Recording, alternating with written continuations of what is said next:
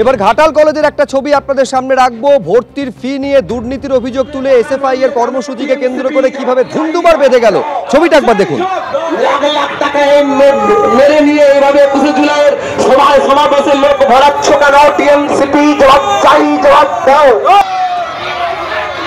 একদিকে এসএফআই এর বিক্ষোভ, পাল্টা তৃণমূল ছাত্র পরিষদের বাধা।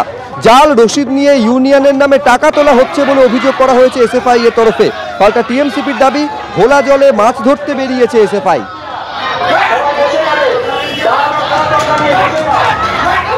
২৬-এর বিধানসভা নির্বাচনের আগে স্থানীয় সমস্যা সমাধানে জোর সরকারের। গতকালই মুখ্যমন্ত্রী মমতা বন্দ্যোপাধ্যায় এই প্রকল্পের ঘোষণা করেছেন। পোশাকি নাম আমাদের পাড়া আমাদের সমাধান।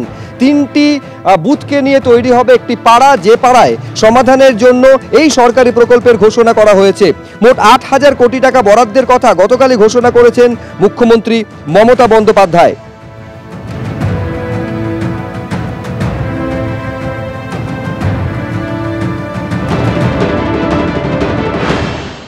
আসলে পাড়ায় পাড়ায় এত সমস্যা, এত মারপিট, পাড়ায় পাড়ায় টিচারের নাম দিয়ে চাকরির নাম করে টাকা নিয়েছে, কাটমানি, এইসব নিতে নিতে পাড়ায় পাড়ায় এত সমস্যা, ওনারা চেষ্টা করলেও সমাধান করতে পারবেন না। সব জায়গায় মারপিট হবে, কলার ধরবেন নেতাদের সমাধান করতে গেলে। দেখতে পাচ্ছেন গতকালই এই ঘোষণা করেছেন মুখ্যমন্ত্রী মমতা বন্দ্যোপাধ্যায়, আর আজ দিলীপ ঘোষ একেবারে সরাসরি আক্রমণ করছেন।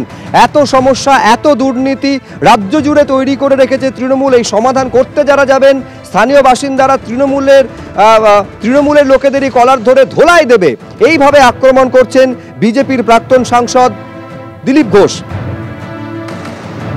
পাশাপাশি অর্জুন সিং একইভাবে তিনিও সমালোচনা করে বলছেন, দুয়ারে সরকার ফেল করেছে, এবার পাড়ায় গেলে মার খাবেন তৃণমূল নেতারা।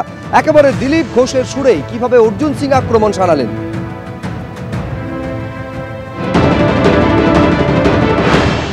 দুয়ারে সরকার ফেল হয়ে গেছে, এখন দুয়ারে সরকার জায়গা উনি পাড়ায় সমাধান করবেন। কাকে দিয়ে সমাধান করবেন?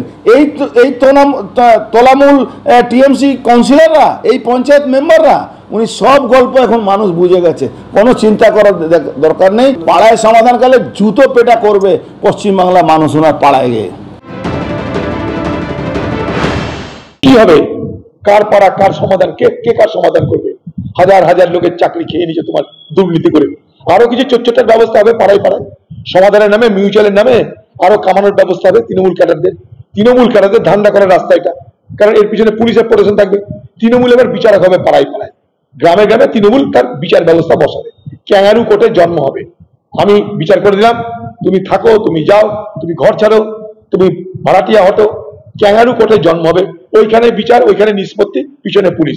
অর্থাৎ তৃণমূলের হারমাত বাহিনী আগামী দিনে আবার মালকড়ি কামানোর দিদি আরেকটা দরজা খুলে দিবে। যদি কাজটাকে ফুল প্রুফ করার জন্য রুটিন সিস্টেম,